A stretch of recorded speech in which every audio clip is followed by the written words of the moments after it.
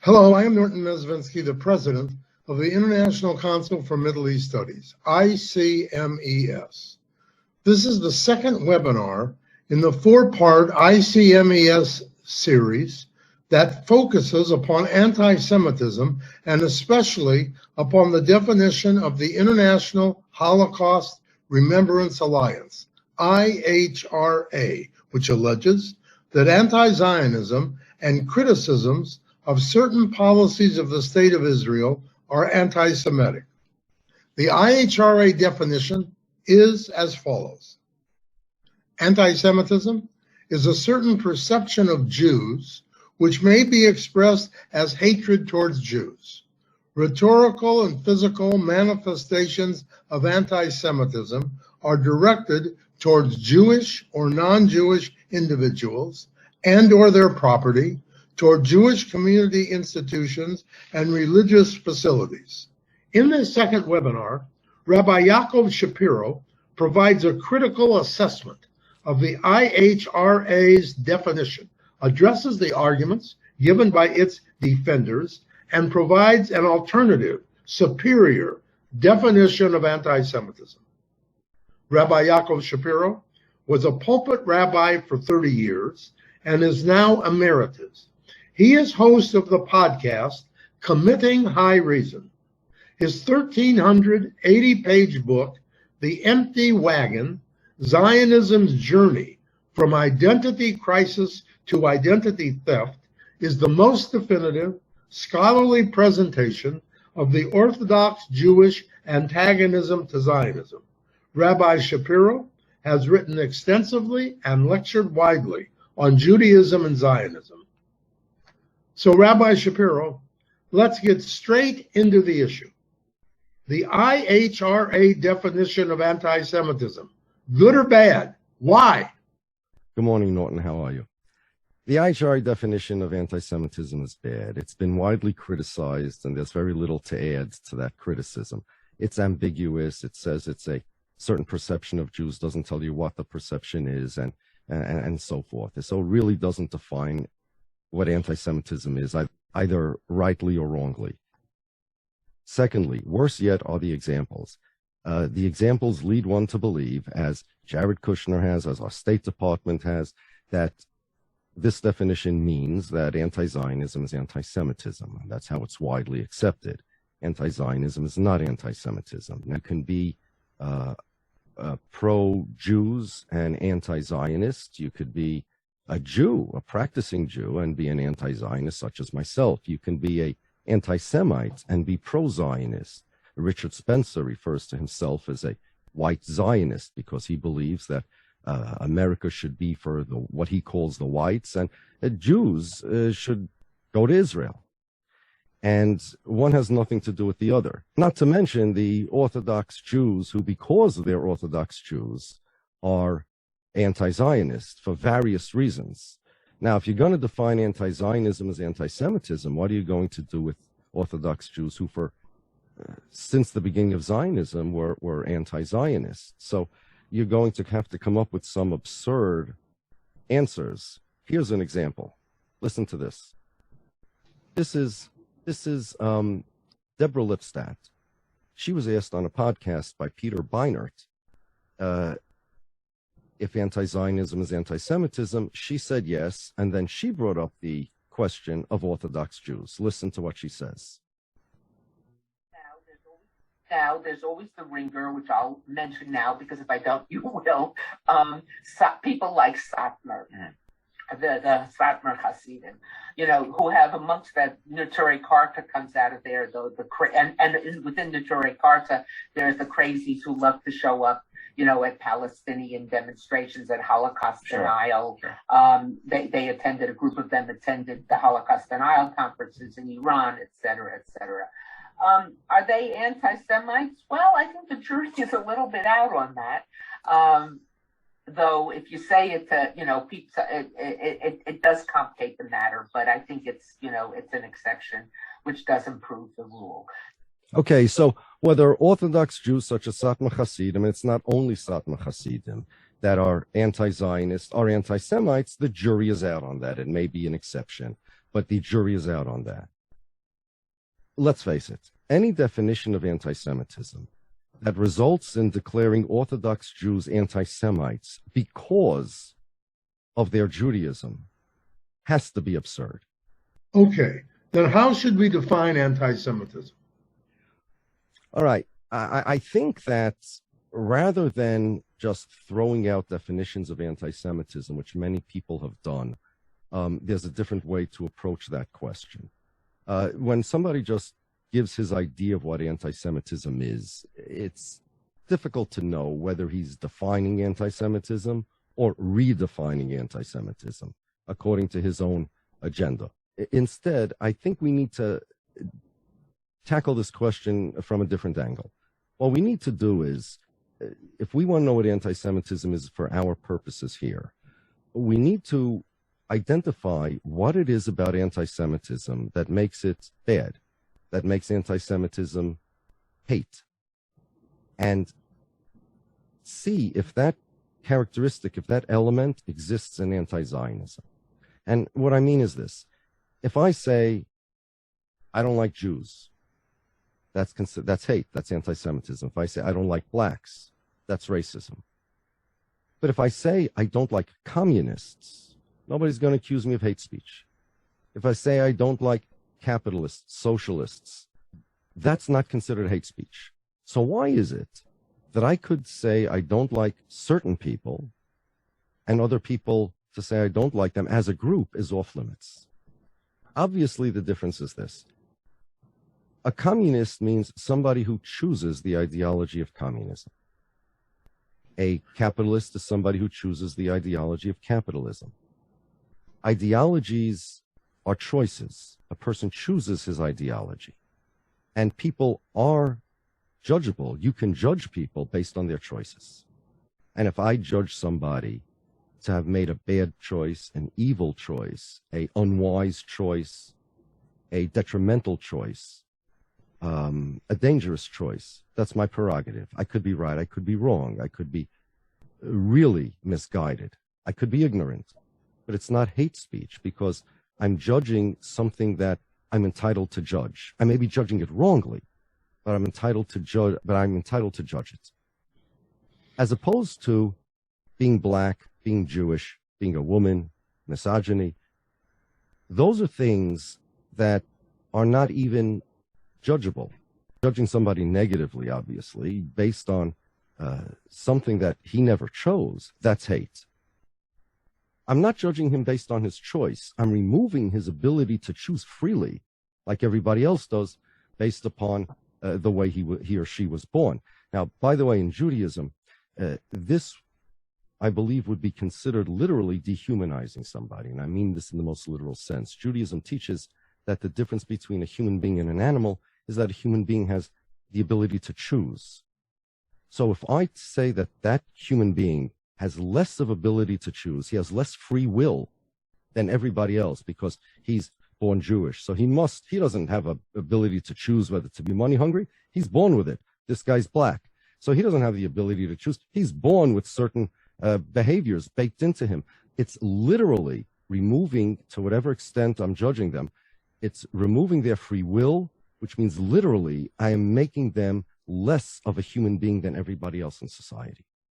Now, that would determine whether something is hate, racist, misogyny, all of the above type unacceptable ideas, as opposed to not liking communists or communism. If I say I wish communism would disappear off the face of the earth, that's not the same as me saying I wish blackness would disappear off the face of the earth. I can judge communism as an illicit, unacceptable ideology. Now, let's see, now that we have the criteria, let's see whether Zionism fits into category A or B.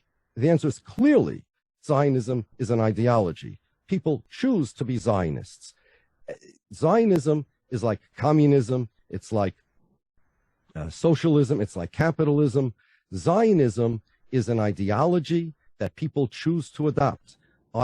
There should be no problem with me saying that I do not like Zionism. I wish Zionism as an ideology would disappear off the face of the earth. And even, by the way, religions are also in this category of ideologies. There are plenty of religions that I don't like. There are all sorts of satanic religions and various religions that I don't like. And there are people who don't like my religion. There are people who say, I hear it all the time, they don't like the way Judaism regards women. They demand not equality, but identicality in religion. They don't like animal sacrifices, maybe. Maybe they don't like circumcision. They think they're against these practices or these ideas. You know what? That they're not anti-Semites. If somebody, or how about this, atheists? Atheists do not like, let's say they say, all people who believe in God, they're primitive. We know somebody like that, right, Norton? Everybody, yeah. Educated person, people who believe in God, they have a childish mind. Okay? Such a person is not an anti-Semite. I say they're totally misguided, untutored in regards to Judaism, at least. But they're not, that's not hate.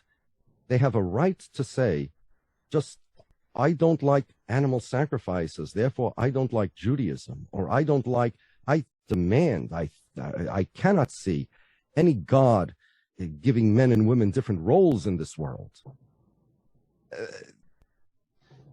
They can say that. It doesn't make them anti-Semitic. It makes them nonsensical.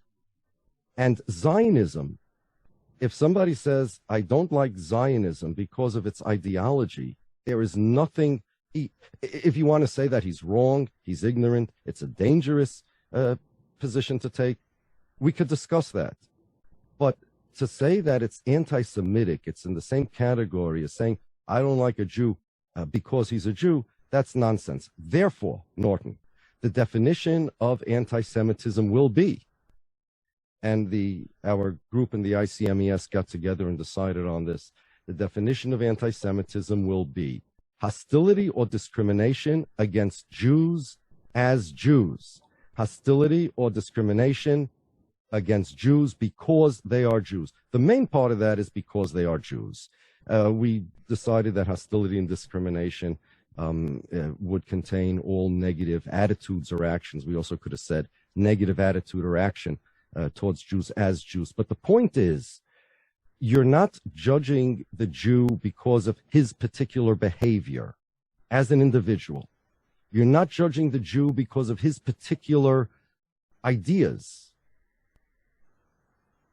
as an individual. You're not judging the Jew because of his particular choices as an individual. You're judging him because he was born Jewish.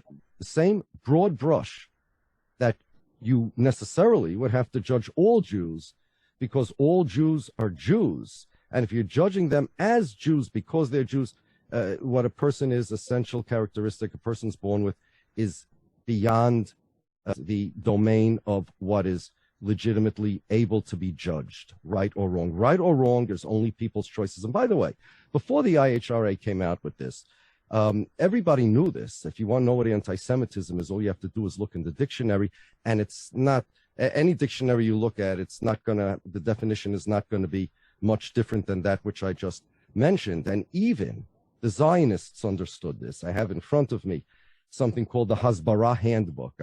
I'm not making this up. That's really what it's called. It's called Hasbara Handbook, Promoting Israel on Campus, published and produced by the World Union of Jewish Students. It's sponsored by the Education Department of the Jewish Agency for Israel and the Joint Distribution Committee.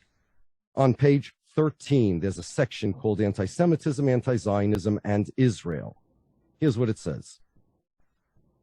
Anti-Semitism is an ideology of being opposed in certain ways to Jewish people, Jews. Q-U-A. That's the key here. Jews. Not everybody who dislikes certain Jews is an anti-Semite.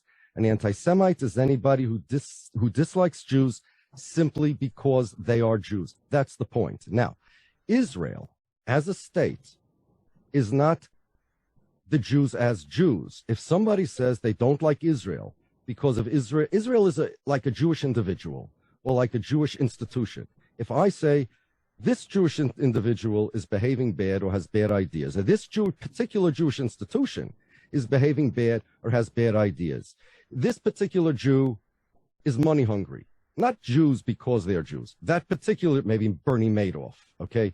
Bernie Madoff is money hungry. I could use all the money tropes, anti-Semitic money tropes against Bernie Madoff, and nobody will accuse me of being anti-Semitic because I'm not judging him as a Jew, I'm judging him for his actions. If Israel is being judged, if somebody judges Israel because of their actions, because of their choices, because of the ideology of Zionism, then that's not anti-Semitic. If somebody says, well, Israel is bad because they're Jews, or of course it's a Jewish state, therefore what more can you expect of them, then that's anti-Semitic. But even that is not anti-Semitic criticism of Israel. It's anti-Semitic criticism of Jews. Anti-Zionism is never anti-Semitism. Anti-Semitism is anti-Semitism. Anti-Zionism means criticizing Zionism. Anti-Semitism means criticizing or disliking a negative feeling towards Jews as Jews. If somebody says something about Israel that indicates he doesn't like Jews as Jews, then he's anti-Semitic because of the latter, the fact that he doesn't like Jews as Jews. He's not anti-Semitic for his criticism of Israel. So again, asking at what point does criticism of Israel cross the line into anti-Semitism is the same as asking at what point does criticism of an individual Jew whose behavior you don't like cross into anti-Semitism. The answer is it never does. Criticism of an individual Jew, if it remains criticism of an individual Jew, never becomes anti-Semitism. What becomes anti-Semitism is if you criticize the individual Jew, and by doing so, you're actually criticizing Jews as Jews, and you're criticizing him as a Jew. If you're criticizing him as a Jew, which means you're criticizing Jews as Jews, that's anti-Semitism. See, even the question, the way they put it, at what points does criticizing Israel cross into anti-Semitism? What that implies, that question implies that Israel is different than other Jews. Israel, that there's something sacrosanct about Israel. There's like a certain space, a certain area, a certain line beyond which you're not allowed to criticize it. Where is that line? There is no line. If you criticize an individual Jew, a Jewish institution, a Jewish state, as Jews, because they're Jews, that's anti-Semitism. If not, then not. It could be, by the way, that your criticism of an individual Jew is hiding anti-Semitism, but that's not the question we're asking. The question we're asking is anti-Zionism anti-Semitism? To illustrate the conflation between an immutable characteristic, an identity that you're born with versus an ideology, I'm going to quote something over here from Kenneth Stern's book. It's called The Conflict Over the Conflict, which is all about the controversy of the IHRA definition. It's on page 168. He says, the question of whether Jewish identity today requires, or perhaps is most informed by, support for Israel is a difficult question. Again, the question of whether Jewish identity requires support for Israel is a difficult question. I would ask Kenneth Stern, if Jewish identity does require support for Israel, does it require support for Israel only when Israel is right, or also when Israel is wrong? See, if Israel is right, then why do you need Jewish identity to support it? If Israel is wrong, why would Jewish identity require you to support it? What type of identity requires you to take a particular political position? You see, does being black require you to support any particular political position? How does being born a certain way, Jewish identity, how does that require you to support anything? There are two types of identities, and I'm using the word identity broadly. There's an identity like being black or being male or female or Jewish, things that you're born with. That type of identity does not require you, never requires you to support anything. Then there's another type of identity, we'll call it identity loosely, that's really an ideology. Ideologies, if I am a communist, it requires me to support communism, but that's redundant. So what does he mean by Jewish identity requires support for Israel? You see, this doesn't make sense. If Jewish identity requires a certain political position, and support for Israel is that, then to that extent, Jewish identity becomes morally opposable, because all it is an ideology. Jewish identity, if it's an essential, immutable characteristic that a person is born with, to say that it requires you to support Israel, that's anti-Semitic. Because I have free choice. The fact that I'm born Jewish or white or black or left-handed or black-haired and brown eyes or English speaking from parents from Poland, Russia, England, that doesn't require me to do anything. I can think for myself. So we're talking, any identity that requires support for something is really an ideology. And if see, what they want is, the Zionists want to have their cake and eat it too. They want to say, well, being Jewish requires this political position, but you're not allowed to oppose that political position because then you're opposing Jewish identity. Well, no, you're using the phrase Jewish identity in two completely different ways. To the extent that Jewish identity requires a political position, you may oppose Jewish identity. To the extent that Jewish identity is immutable and opposing it would be considered hate, that does not require you to support or oppose any particular thing. Well, what about the argument that's put this way, that is perhaps the central argument for and in this IHRA definition? The argument has been made that Zionism is part of Jewish identity, and therefore being anti-Zionism is akin to being anti-Jew. Yeah, that is the most important argument, and it's nonsense, and it really needs to be attacked. It really needs to be attacked for its dishonesty, and it's dangerous. Number one, it's not true. And number two, even if it was true, it would not make a difference. Let's take the second part. Even if it's true, it wouldn't make a difference. If somebody chooses to be a Zionist, because nobody's born a Zionist. If somebody chooses to be a Zionist, he's choosing an ideology. And without going into the question of what's the definition of identity, we don't have to go into that. If somebody should choose to make Zionism part of his identity, whatever that means, that still does not immunize Zionism from being an ideology and therefore opposable. If a communist says, communism is part of my identity, or even somebody says, Judaism is part of my identity, that doesn't make atheists anti-Semitic. Any ideology, this is the rule, may be opposed. An ideology is a choice. And if you choose a certain ideology, I can oppose that ideology. I don't even have to oppose you. I could say freely, I wish Zionism would disappear off the face of the earth. There are people who say, I think religion should disappear off the face of the earth because they think belief in God is a primitive thing, or whatever reason they have. They're not anti-Semites. They're ignorant, but they're not anti-Semites. There's nothing hateful about opposing any ideology. So even if, if you can make a tree in my backyard your identity, if that's how you want to identify. But if it's in my backyard, I'm still allowed to cut it down, and I'm not, that's not a hate action against you.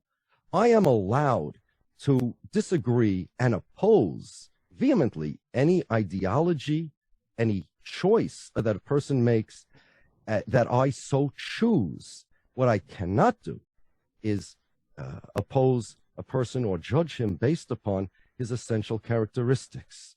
Just think of what our lives would be like if everybody can take any ideology they want and say, well, that's part of my identity, and now guess what? It's off limits. You're not allowed to criticize it. You know what? I'm an Orthodox Jew. Being an anti-Zionist is part of my identity. So guess what? They're not allowed to disagree with anti-Zionism. See how it works? It's very simple. So even if you want it to be part of your identity, that's fine. But you need to accept, if you adopt Zionism or any other ideology, maybe communism or whatever it is, as your ideology, if you adopt any ideology, Zionism, communism, or anything, as your identity, go right ahead, but you need to accept you are assuming the risk that other people are allowed to oppose that ideology, even if you consider opposition to that ideology erasure of your identity. That's your prerogative, but it's somebody else's prerogative still to criticize any ideology that he wants. You can't police and control people's thoughts by declaring some ideology to be your identity. Secondly, it's absolutely not true that being a Zionist is part of the identity of a Jew. I mean, again, there are plenty of Jews who are not Zionists. There are plenty of Jews who are anti-Zionists. That doesn't make them less of a Jew. All right. Now, there's another argument that you've heard, we've all heard often. And this argument is that without Israel, there will be another Holocaust, or that if there is another Holocaust, Jews will need Israel as a place of refuge. Therefore, if someone is against Israel, he or she is against the only safety net that Jews have against genocide. That's another argument.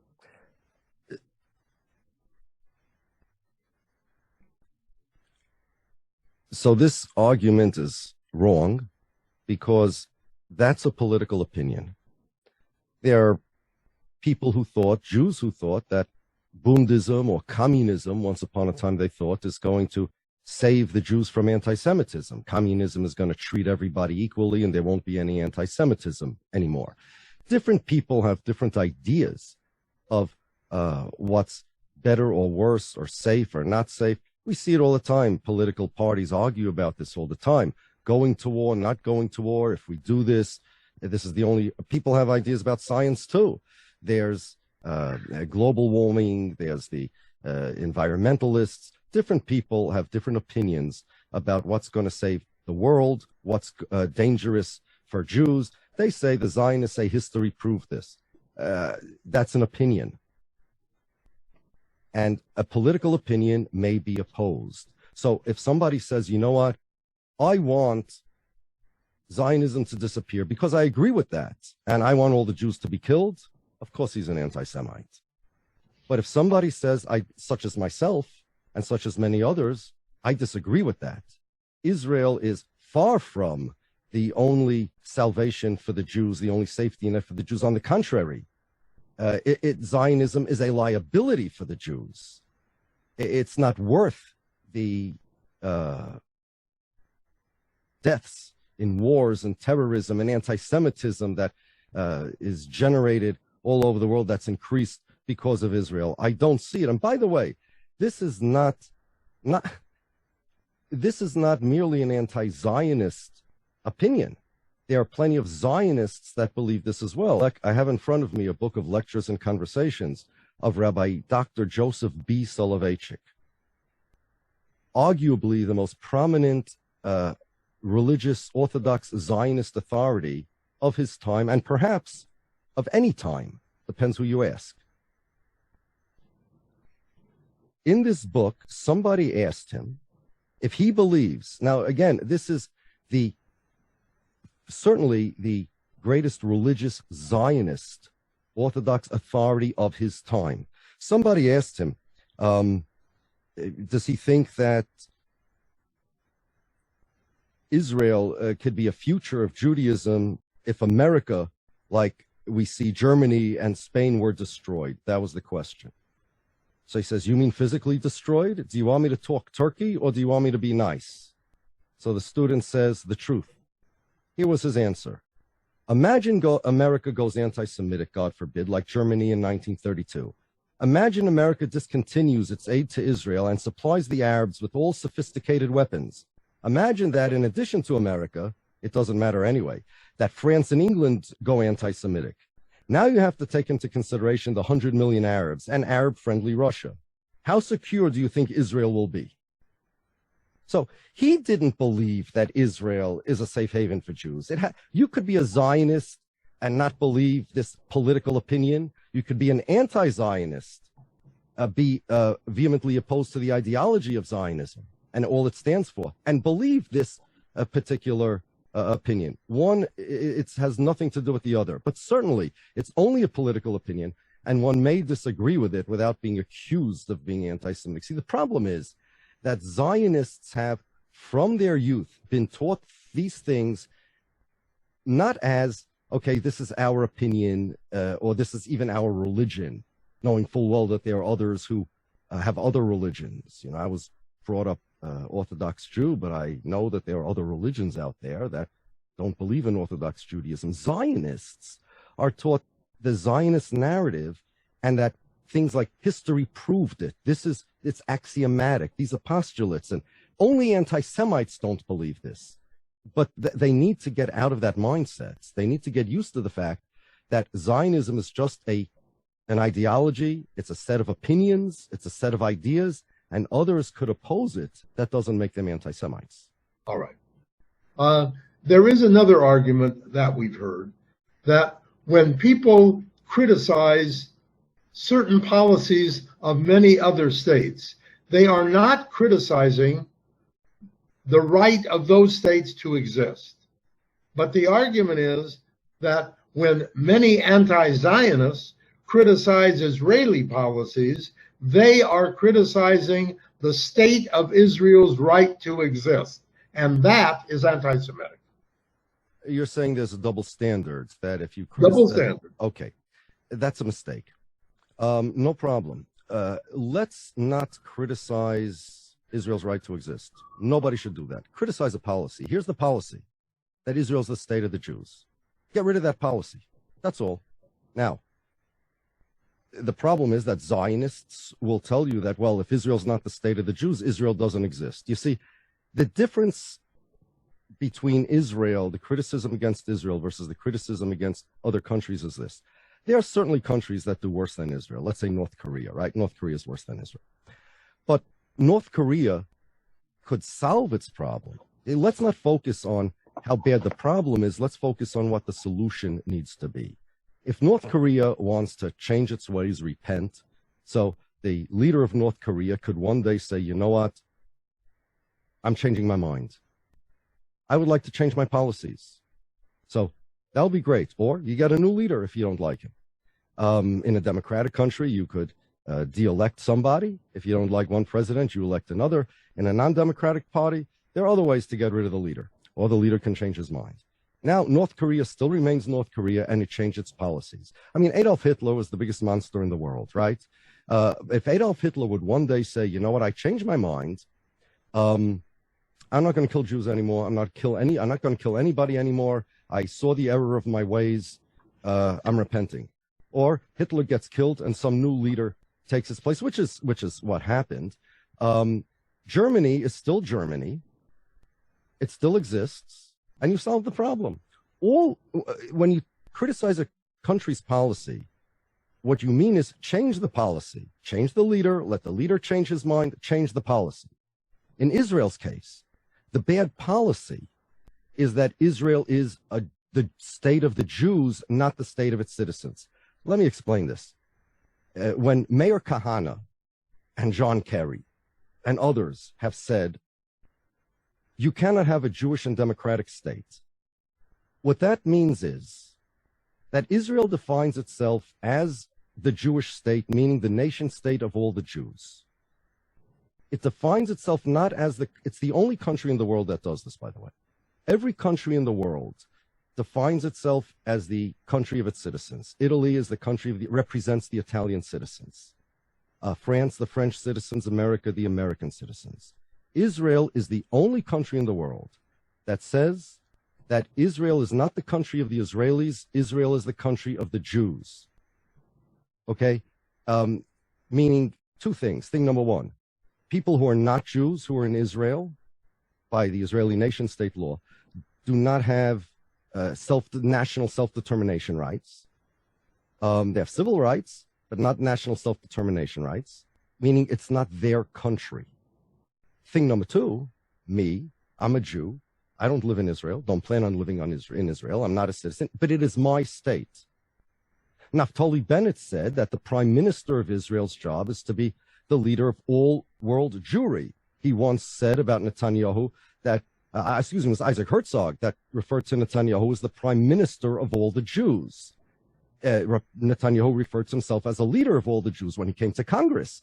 He said he had to oppose Barack Obama's Iran deal. He said he's here representing not only Israel, but all the Jews. There is no country in the world that claims to be anything other than the country of its citizens. Even an Italian American that once lived in Italy. Italy doesn't claim to politically represent the Italian Americans anymore. It doesn't demand loyalty. It doesn't claim it represents them. Countries represent their citizens. Israel, when Israel declared itself in its Declaration of Independence a Jewish state, that's what it meant. Now, it's important to know that Israel is the only country in the world like this. This is what Zionism is. And really, this is the reason why the head Zionists, and I'll give you a list in a moment, claim anti-Zionism is anti-Semitism. Here. Netanyahu wrote in his book, A Place Among the Nations, that the reason anti-Zionism is anti-Semitism is because saying that I don't like Israel, saying that I'm against Zionism, but I'm for the Jewish people, is the same as saying I'm in favor of the American people, I just wish America would not exist. In other words, America is to the Americans what Israel is, not to the Israelis, what Israel is to the Jews. Without Zionism, America's to the Americans what Israel is to the Israelis. Zionism is an ideology that changes that. America's to the Americans what Zionism is to the Jews. And it's not only Netanyahu that said this. On Israel's own website, MFA, Ministry of Foreign Affairs.gov.il, there's an article from Avigdor Lieberman, who's to Netanyahu's right. It's called The Meaning of Israel as the State of the Jewish People. He says, quote, the term Jewish state refers primarily to nationality. ...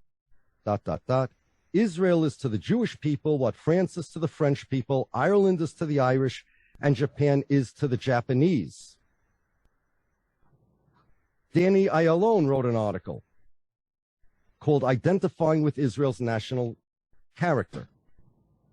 He says that he explains to dignitaries, quote, I frequently tell visiting dignitaries who are similarly uncertain as to what Jewish identity is, that Jews are to Israel as Chinese are to China and France is to the French. Now, consider, he's not saying that Israel is to the Jews in Israel what France is to the French. He's saying that Israel is to the Jews in France what France is to the non-Jews in France. So France is comprised of Jews and non-Jews. What France is to the non-Jewish population and citizenry of France, Israel is to the Jewish citizenry of France. Do we understand how insidious this is? This is Zionism. By the way, it's not only the right. Yair Lapid had an interview in the Huffington Post. He was asked whether it's possible to be anti-Zionist but not anti-Semitic. His answer, quote, I think not. I think it's camouflage. Israel is the embodiment of the Jewish spirit. That is Zionism. Zionism claims that Japan is to the Japanese what Israel is to the Jews. A normal country without Zionism the formula would be Japan is to the Japanese what Israel is to the Israelis. Now, it's very simple. Criticize Israel's policy. Don't criticize its right to exist. The policy that you want to criticize is that Israel is the state of the Jews, not the state of the Israelis. Simple. Guess what? Because Zionism says that that is Israel's identity, and without that ideology, Israel doesn't exist. They, just like they claim that Zionism is part of Jewish identity, and without Zionism, the Jew doesn't exist. They claim without this policy, Israel would not exist. Fine, if that's how you're going to look at it, no problem.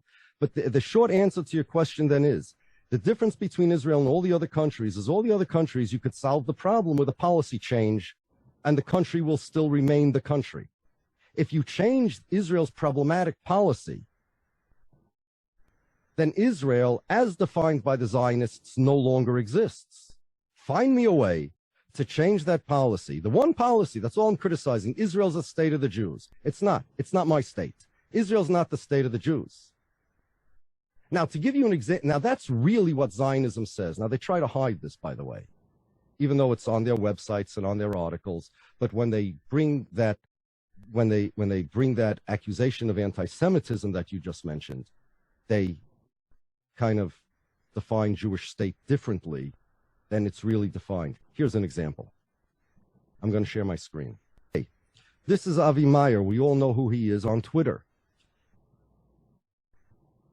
To say that only a Jewish nation state can't be a democracy, while saying nothing of the sort regarding any of the dozens of other nation states with distinct ethnic religious majorities, is plainly anti-Semitic. Well, that's true, except that that's not what a Jewish state means. A Jewish state doesn't mean a state with a Jewish majority. A Jewish state means a state that must act to maintain its Jewish majority, means that it claims that it is the state of all Jews all over the world. There are many Muslim states. You know, Israel claims there are so many Muslim states and only one Jewish state, but there is not a single Muslim state that's a Muslim state in the sense that Israel claims to be the Jewish one. There is no Muslim state that claims to represent all Muslims, to be the nation state of all Muslims all over the world. The definition of Israel as the Jewish state, as stated by Israel's own ministers and ambassadors, is that Israel is to the Jews, not to the Israeli citizens. Israel is to the Jews outside of Israel, and Israel is to only the Jews inside of Israel. What Japan is to the Japanese, and Italy is to the Italians. If you move to Israel, if you move to Italy, you have become a citizen, you have children there, they have grandchildren there, great-grandchildren. You can become an Italian, and you're an Italian like anybody else. We're all Americans, and some time ago, our ancestors moved here, right? And you could become an Italian national, an American national, a French national, but you can go to Israel, become a citizen, live there 20 generations, all have everybody serve in the army, be the most loyal Israeli citizen, but guess what? You're still not a Jew. The Italian becomes an Italian because of Italy. The French American becomes an American because of America. But Israel will deny the national status to somebody unless he is Jewish, according to whatever definition Israel has. That's the problem. Change that policy. But guess what? Once you change that policy, you've changed Israel's identity. Rabbi Shapiro, there's another way, it seems to me, that Zionists have tried to put their argument about anti-Semitism, about anti-Zionism being anti-Semitism. And the similar argument is that anti-Zionism denies the peoplehood of the Jewish nation. As David Hirsch has put it, and to be fair, he says, of course, it depends upon the context.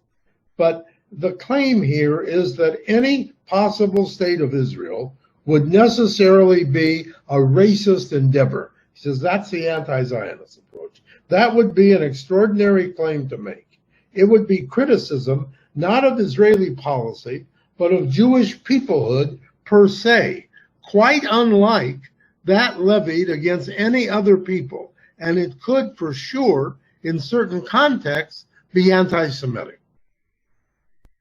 Well, you know, yeah, I saw that's in that Fathom journal that many of the other defenders of the IHRA definition wrote in. And when I saw it, I actually chuckled. The idea that denying Jewish peoplehood, meaning the political peoplehood of the Jewish people, not just merely being a religion, that's what he means. the national peoplehood of the Jewish people is anti-Semitic, I smiled when I saw that, because at the beginning of that publication, they have a whole bunch of these blurbs praising the Fathom organization. And the first of the blurbs is by Shlomo Avineri. Okay. Shlomo Avineri, one of the top political scientists in Israel. Right. Now, Shlomo Avineri wrote a book, which I have on my lap now, called The Making of Modern Zionism. And in it, he explains the following. Zionism was the most fundamental revolution in Jewish life. It substituted a secular self-identity of the Jews as a nation for the traditional and orthodox self-identity in religious terms. Later, he says, in the chapter about Gretz, Gretz's position is enormous and revolutionary. The Jews are a people, a nation, not just a community of faith. They have a history, and a Jewish national history has a meaning within the structure of world history. Judaism, moreover, has a political content as well as its religious belief system, and the messianic dimension of Judaism has clear political connotations inextricably connected with Palestine. A little later on the page, he says, quote, perhaps more than any other person, Gretz contributed to the view of the Jews as a nation. Today, his historical method can rightly be criticized as inadequate and highly slanted, yet it educated a whole class of modern, secularized Jews to view their own history in terms relevant to a modern, secular, and highly politicized world. The idea that the Jews are a political people, that the Jews are a nationality, is a modern construct. It was an innovation of Zionism. Now, Gretz wasn't a typical Zionist, but the reason why Avineri put him in that book was because he, like he said, was the one more than anybody else that contributed to this Zionist idea of the Jews as a nation. Zionism, at its core, makes two claims. Claim number one, the Jews are a nationality. Claim number two, Israel is the nation state of that nationality. So first, denying the Jewish nationhood, denying the national peoplehood of the Jewish people is not anti-Semitic. In fact, it's what people believed before Zionism. Now, this, by the way, is the biggest Orthodox Jewish opposition to Zionism. Yeah, I want to play you a clip now of a Melaine Phillips, who was involved in a debate in England as to whether anti-Zionism is anti-Semitism. And she also, as Deborah Lipstadt did previously, addresses the problem that Zionists have, that there are Orthodox Jewish anti-Zionists. Listen. Now, people say anti-Zionism can't be anti-Semitism because some Jews are anti-Zionist. Very true. But in fact, there have always been Jewish anti-Semites. Karl Marx, to name but one, who wrote, quote, the emancipation of the Jews is the emancipation of mankind from Judaism. Yes, a small fringe of ultra-Orthodox Jews campaigns against the state of Israel, but they nevertheless pray every day that the Jews should return to live in Zion free of foreign rule. Their beef is they think the return in Israel is premature and should happen under different conditions, so their problem is a matter of timing. Let me assure you that this is absolutely untrue. As a proud member of this alleged fringe group of Orthodox anti-Zionists, I can tell you that she's completely misrepresenting our position. While it is true that it is prohibited by law, by Jewish law, to create a state governed by Jews nowadays, that is not the main objection of Orthodox Jews to Zionism. That's an objection to creating a state of Israel. But first of all, what we pray for, what Melaine Phillips claims that we're looking for, a state of Israel just at a different time, is absolutely false. What Israel doesn't resemble in the slightest what we pray for. We are not praying for self-determination, political independence, not at all. We are praying for a messianic renewal of the world, where the wolf will lay down with the lamb and the entire world will see the glory of God. God himself will be running the world. He will be the ruler of the world, and on the throne will be a resurrected from the dead King David. That's precisely what we pray for. That's the words of the prayers. God should establish the kingdom of David, meaning a resurrected King David. And our religious law and theological authorities tell us that what this means is that absent any of those requirements, absent resurrected King David on the throne, absent God's the revelation of God's glory to everybody in the world, we are not asking for anything less. We are not asking for it. We are not asking for political self-determination. And by the way, when she talks about foreign rule, Zionist rule would also be considered foreign rule. We are talking about a complete religious messianic experience, not a question of timing. What we are praying for bears no resemblance at all to what Israel is, and it has nothing to do with political self-determination in the sense that she means. Not at all. Now, but that wasn't even the main objection of Orthodox Jews to Zionism. The main objection was, and there's nothing to do with Satmar, although the Satmar Rebbe does state this, but it's not only him. In the Knesset, IHRA Levine, the MK of the Aguda, one of the Orthodox parties that's in the government, mentioned it as well. And it was mentioned from the beginning of Zionism. The main objection to Zionism, even if there wasn't a state, even before they created a state of Israel, is that Zionism redefines Jewish identity as national. Jewish identity, according to Orthodox Judaism, is created by the religion. God gave the Jews the Torah at Mount Sinai. That's our story. God gave the Jews the Torah. If you change the conception of God, the pagan idol worshippers, you obviously created another religion. If you change our conception of the law, you make a New Testament, that's another religion. And if you can change our conception of the Jewish people from somebody, a society, a people that was created at Mount Sinai, today you have become a people. The Bible says, and our Talmud explains, that means at the giving of the Torah, because being a Jew is a job description. It's the responsibilities, somebody who carries the responsibilities of fulfilling the mitzvahs of the commandments of God, he's a Jew. The idea that the Jews are a political nationality, such as the French or the Japanese, is considered idol worship. It's a form of idol worship and a different religion, according to Judaism. And that means that Zionism, even before they created a state, even if there wouldn't be a state of Israel, the idea that the Jews are a nationality is opposed by the Orthodox Jews. So first of all, and by other Jews as well, by the way, not only the Orthodox. So first of all, Jewish peoplehood is manifest in ways other than politics and nationality. And to deny it is not only not anti-Semitic, it's actually Judaism. She compared Jewish anti-Semites to Karl Marx. The difference is that Karl Marx was declared an anti-Semite because he opposed Judaism. We are being declared anti-Semites, or maybe the jury's out on that, because we practice and believe in Judaism. That's the big difference. And no, it is not axiomatic. It is not true that if somebody opposes the Jewish peoplehood, he's an anti-Semite. And in fact, the idea of Jewish peoplehood was invented by Gretz and the Zionists.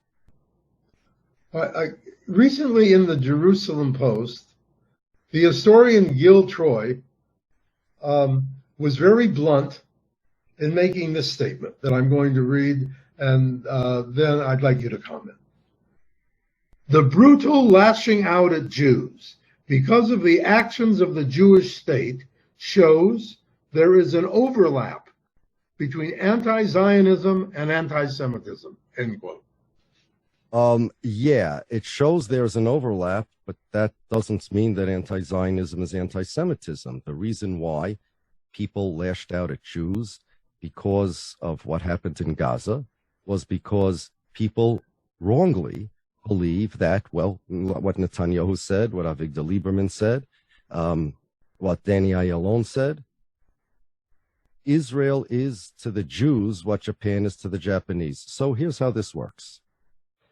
If America bombs Afghanistan, the Afghanis are going to be angry at the Americans. If Japan bombs the United States, the Americans are going to be angry at the Japanese. Now, it's criminal to attack a non-combatant Japanese because of what his government did. And it's criminal to attack an American if you're an Afghani because of what the American government did. Attacking and violence against non-combatants is always criminal. However, there are criminals out there and there are bad actors out there.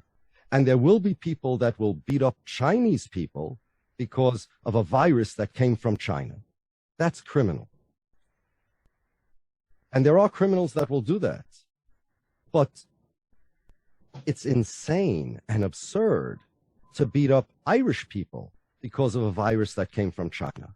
Nobody would do that because what do the Irish have to do with a Chinese virus? Again, it's criminal to beat up a Chinese person because of the virus. It's disgusting, criminal, and despicable. But it's insane to beat up an Irish person because of that. And therefore, if when Israel is at war with Gaza and people support Gaza, normally, if not for Zionism, people would be angry at Israel and Israelis. And again, it would be criminal to attack a non-combatant Israeli because of what Israel did. But it will be insane to attack American or European Jews because of what Israel did. I am not Israeli and I am not Palestinian. I am as much connected with the war between Israel and Gaza as I am as an Irish person is.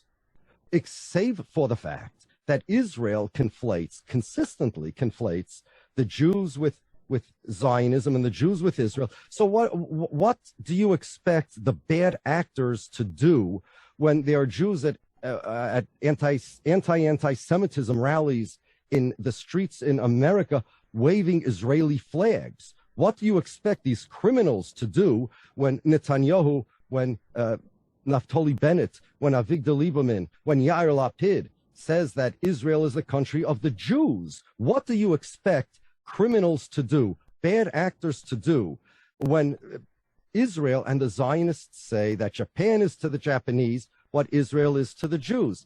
And of course, statistics show, you could look it up in the Cantor Center's, Tel Aviv University's Cantor Center for Anti-Semitism. They put out reports every year. I didn't see this year's report yet, but it's pretty obvious that whenever Israel, we saw this by the Gaza war this time, and I remember by the last Gaza war, they said that whenever Israel does something controversial, anti-Semitic attacks go up. And the reason, they mentioned the reason, because people conflate Jews with Israel. But why would they not conflate Jews with Israel, seeing that Israel and Zionists are constantly insisting that people do? So yes, it shows that there's an overlap. Of course there's an overlap. There's an overlap. Let me give you, let me present one more kind of argument that is made. It's a little bit different. This one is an argument that was made by Ron Dermer, who was the Israeli ambassador to the United States. And I'm quoting him. If a couple has a conversation about whether or not they should have children, whether they can afford children, whether they have the disposition to be good parents, that conversation is legitimate before the couple has any kids. After the children are born, that discussion becomes immoral. Similarly, 75 years ago, before the modern state of Israel was born, it was legitimate to have conversations, as many did, about whether or not a Jewish state should be established, particularly if that state would have to, quote, live by the sword, end quote, and engage in the, quote, dirty business, end quote, of statehood. Today, however, to suggest that the Jewish state of Israel has no right to exist is immoral and anti-Semitic, end quote. Seriously? No, that doesn't make any sense. The reason why it's immoral to kill a baby is because a baby is a human being and human beings have rights. Countries are political constructs and countries don't have rights. The Soviet Union didn't have rights when people said it should be dismantled. I remember I used to say the Soviet Union should be dismantled. And by the way, that didn't mean that I had anything personal against any of the citizens of the Soviet Union. I just thought it would be better for them and for the world if the Soviet Union would change the regime and become a different country. Czechoslovakia, East and West Germany. Did these countries have rights? Countries don't have rights. People do. So, for example, let's use his analogy of a parents deciding whether they should have a kid. If the parents themselves decide that they don't want a kid, they change their mind, obviously they can't murder the kid either, right? That's the same as anybody else murdering the kid. In fact, it would be considered a more heinous crime. Let's say, on the other hand, all the citizens of Israel and referendum unanimously, and not only Israel, all over the world, Jews, non-Jews, the entire world would decide, you know what, let's peacefully dismantle Israel. Would you say that, would Ron Dermer say, that no, Israel has a right to exist the way babies have rights to live, and therefore it would be immoral for the world who wants Israel dismantled to dismantle it? That's insane. You know, countries don't have rights. People have rights. If somebody says that Israeli citizens have the right to live in peace, 100%. But that a country should be compared to a human being, that's very strange. All right, one last consideration. Based on your knowledge of the dynamics between Zionism and anti-Semitism, do you have any suggestions regarding how to A, reduce anti-Jewish attacks that are perpetrated by enemies of Israel, and B, how to protect Zionist students from anti-Israel harassment on campus, which is a charge that Zionists make repeatedly? Okay, well, how to prevent Israel's enemies from attacking Jews? So again, I want to say that obviously, even if they attack Israelis, you can't attack non-combatants. That's vile, that's a crime. But again, nobody would attack Irish people. Israel's enemies would not attack Irish people. And what we need to do, therefore, is to break that formula, that crooked formula, that false formula, that Japan is to the Japanese what Israel is to the Jews, and replace it with the truth. Japan is to the Japanese what Israel is to the Israelis. If there is a Zionist that chooses to adopt Zionism and claim that Israel is his country, then that's his choice. But Jews as Jews need to declare to the entire world that Israel doesn't represent the Jews. Israel is Israel and Jews are Jews. Look, there are many Jews who in one way or another, are Zionists, although anecdotally, when people tell me they're Zionists, I ask them, do you agree with the statement that Japan is to the Japanese what Israel is to the Jews? And many of them say, no, I wouldn't agree with that. So the definition of Zionist is like, they're all over the map. But what we need to do, we need to explain to the world that Israel does not represent the Jews, Zionism is not Judaism, and therefore anti-Zionism is not anti-Semitism. So if somebody's angry at Israel, again, it's criminal to attack non-combatants, but it would be insane to attack Jews because they're Jews, because somebody's angry at Israel. That's the first step, to explain to the world that Israel doesn't represent the Jews. Second question you asked. There are Zionist students who are being attacked for being Zionists, not for being Jews. That's the second half of this equation. And that's criminal, and they need to be protected. I'm not an expert, I must admit, in campus security, so I'm unable to give you advice in that area. But I will tell you this. A great rabbi once said that it's better to have a good question than a bad answer. And how to protect those students is a good question. There are many things that could probably be done, but one thing that absolutely should not be done is to make anti-Zionism into anti-Semitism, because that is a very bad answer. Thank you, Rabbi